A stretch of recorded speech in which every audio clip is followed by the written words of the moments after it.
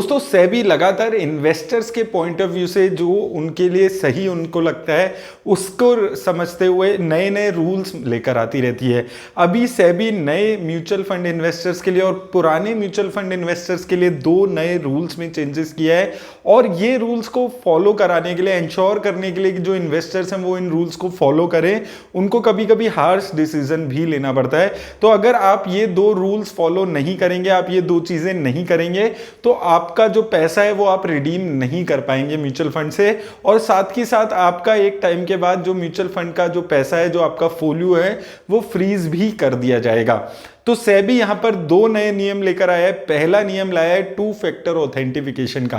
अभी तक होता क्या है कि अगर आपको रिडम्पशन करानी है अपने म्यूचुअल फंड्स में से, या फिर आपको एसटीपी करानी है या स्विच कराना है, तो वो सब आप आराम से 1 क्लिक में करा पाते थे अपने म्यूचुअल फंड ऐप पे जाके, या फिर अगर आप किसी ब्रोकर के थ्रू कराते हैं तो वहां पे भी जाके आप 1 क्लिक में रिडीम कर सकते थे अमाउंट आराम से।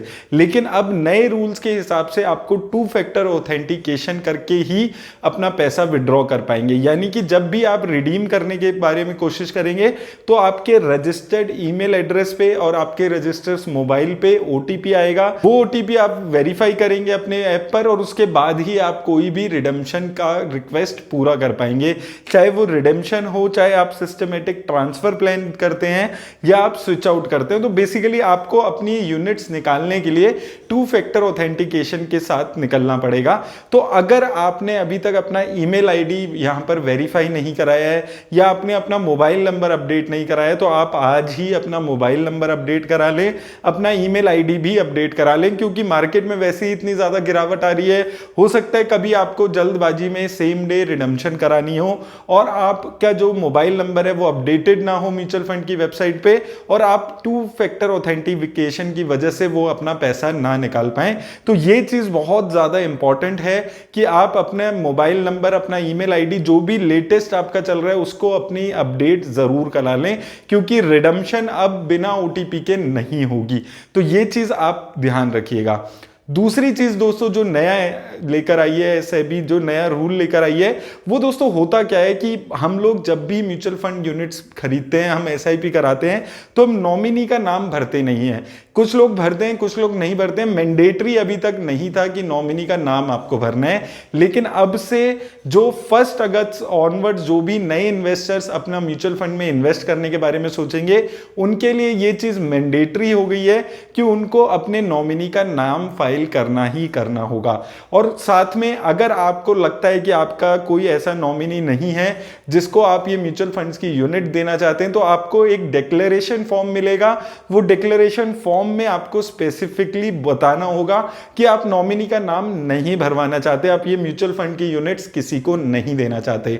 अब ये रूल सेबी क्यों लाया है? क्योंकि दोस्तों म्यूचुअल फंड्स में और बहुत सारे अलग अलग अकाउंट्स में जो भी आप देखेंगे, चाहे बैंक अकाउंट हो, एफडी हो, ऐसा बहुत बार देखा गया है, क्योंकि लोग नॉमिनी का नाम भरना भूल जाते हैं या उस चीज को लाइटली लेते हैं, तो ऐसे अकाउंट्स में बहुत सारा अनक्लेम्ड अकाउंट अमाउंट पड़ा रह जाता है। उससे नुकसान अल्टीमेटली इन्वेस्टर का ही होता है। आप सोचिए, आप 20-25 साल तक पैसा इन्वेस्ट करते हैं, सेव करते हैं, एक अच्छी वेल्थ क्रिएट करते हैं, लेकिन आपके जाने के बाद जिन लोगों के लिए आपने वो इन्वेस्टमेंट की है वो उनको मिल नहीं पाती, क्योंकि आपने नॉमिनी का नाम फिल नहीं किया होता। तो वो चीज आप अब नहीं कर पाएंगे। अब ये चीज मैंडेटरी हो रही है। 1 अगस्त के बाद जितने भी न्यू इन्वेस्टर्स हैं उन सभी इन्वेस्टर्स को ये भरना होगा।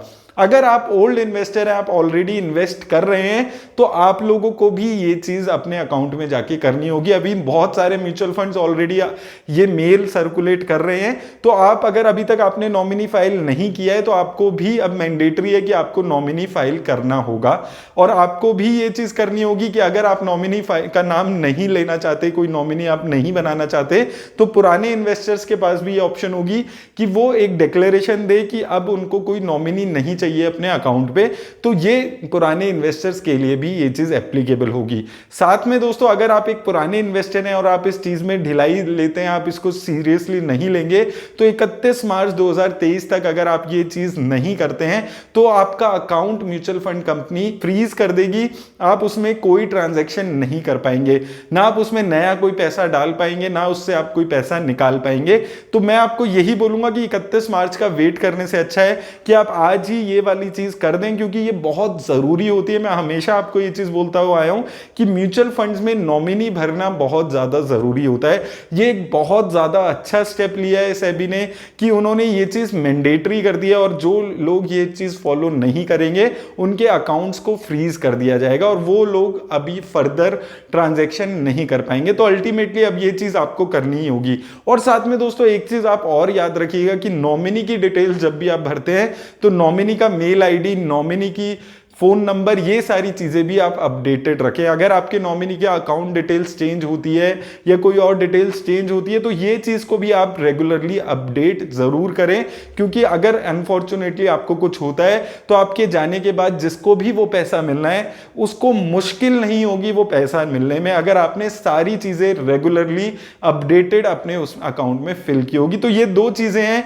जो आप आज ही करा लीजिए। अगर आपका मेल आईडी और आपका मोबाइल नंबर खुद का अपडेटेड नहीं है तो आज ही आप करा लीजिए, क्योंकि रिडम्पशन अब आप नहीं कर पाएंगे अगर आपने अपना पुराना कोई अकाउंट ईमेल आईडी डाला हुआ है या फिर आपने कोई मेल आईडी अपना गलत डाला हुआ है। और साथ में नॉमिनी की डिटेल्स अगर आपने अभी तक नहीं भरी है तो भर दीजिए, क्योंकि आपका अकाउंट फ्रीज कर देंगी म्यूचुअल फंड कंपनी 31 मार्च के बाद। उम्मीद करता हूं दोस्तों इस इंफॉर्मेशन से आपकी हेल्प हुई होगी। काफी अच्छे स्टेप्स ले रही है सेबी और इन दोनों ही स्टेप से इन्वेस्टर्स का काफी अच्छा फायदा होगा। एक और लेवल ऑफ सिक्योरिटी मिलेगी इन्वेस्टर्स को कि वो अपना जो पैसा इन्वेस्ट कर रहे हैं वो निकालने में उनको आसानी हो जाएगी एक तो, और ये इंश्योर होगा कि सही हाथों में ये पैसा जा रहा है। मेरी तरफ से दोस्तों बस आज इतना ही। धन्यवाद।